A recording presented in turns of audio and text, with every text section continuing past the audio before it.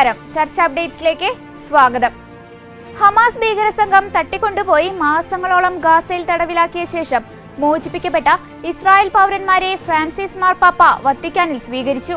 വത്തിക്കാനിലെ apostolic അരമനയിലെ ലൈബ്രറിയിൽ നടന്ന കൂടിക്കാഴ്ചയിലാണ് പരിശുദ്ധ പിതാവ് ഹമാസ് ഭീകരരുടെ തടവിൽ കഴിയുന്ന ബന്ദികളുടെ ബന്ധുക്കളുമായി സംസാരിച്ചത്. സ്വകാര്യമായി നടന്ന കൂടിക്കാഴ്ചയിൽ തട്ടിക്കൊണ്ടുപോയവരുടെ ബന്ധുക്കൾ തങ്ങളുടെ പ്രിയപ്പെട്ടവരുടെ ഫോട്ടോകൾ ഫ്രാൻസിസ് മാർപ്പാപ്പയെ കാണിച്ചു. 2023 ഒക്ടോബർ 7-നാണ് ഹമാസ് ഭീകരർ ഇസ്രായേലിൽ ആക്രമണം നടത്തി നിരവധി പേരെ തട്ടിക്കൊണ്ടുപോയത്.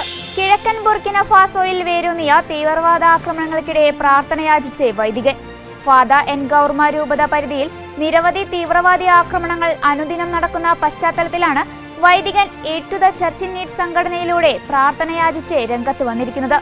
പിയേലിയയിലെയും സാറ്റങ്കയിലെയും ഇടവക പരിധിയിൽ നടന്ന ആക്രമണങ്ങൾ നിരവധി പേരുടെ മരണത്തിന് കാരണമായെന്നും ആക്രമണങ്ങൾ പെരുകുന്ന പശ്ചാത്തലത്തിൽ എല്ലാവരുടെയും ശക്തമായ പ്രാർത്ഥന യാചിക്കുകയാണെന്നും വൈദികൻ പറഞ്ഞു. ആഫ്രിക്കയിൽ ഇസ്ലാമിക തീവ്രവാദം ഏറ്റവും അധികം ബാധിച്ചിട്ടുള്ള രാജ്യങ്ങളിലൊന്നാണ് ബുർക്കിനോ ഫാസോ. മെത്രാൻ സമ്മേളനത്തിന്റെ പ്രസിഡന്റും ജിനോട്ടഗയിലെ ബിഷപ്പുമായ കാർലോസ് എൻറിക് ഹെരേറ ഗുട്ടറസിനെ നിക്കോരാഗോയിൽ നിന്ന് പുറത്താക്കി സ്വേച്ഛാധിപത്യ ഭരണകൂടം. പ്രദേശത്തെ കത്തീഡ്രലിനു മുന്നിൽ ഉച്ചത്തിലുള്ള സംഗീതത്തോടെ വിശുദ്ധ കുർബാന തടസ്സപ്പെടുത്തിയ ഒർട്ടേഗ അടുത്തിടെ മേയറെ വിമർശിച്ചിരുന്നു.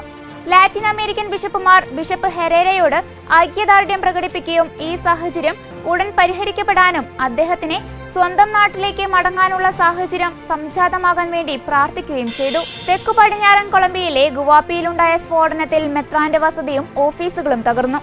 പോലീസ് സ്റ്റേഷനു നേരെയുണ്ടായ ആക്രമണത്തിൽ 3 പേർ കൊല്ലപ്പെടുകയും ബിഷപ്പിന്റെ വസതിയുടെ വലിയൊരു ഭാഗവും ഗുവാപ്പിയിലെ അപ്പസ്തോലിക് വികാരിയേറ്റിന്റെ ഓഫീസുകളും നശിപ്പിക്കപ്പെടുകയും ചെയ്തതായി ക്രൈസ്തവ സന്നദ്ധ സംഘടനയായ ടു ദ ചർച്ച് ഇൻ നീഡിന്റെ റിപ്പോർട്ടിൽ പറയുന്നു.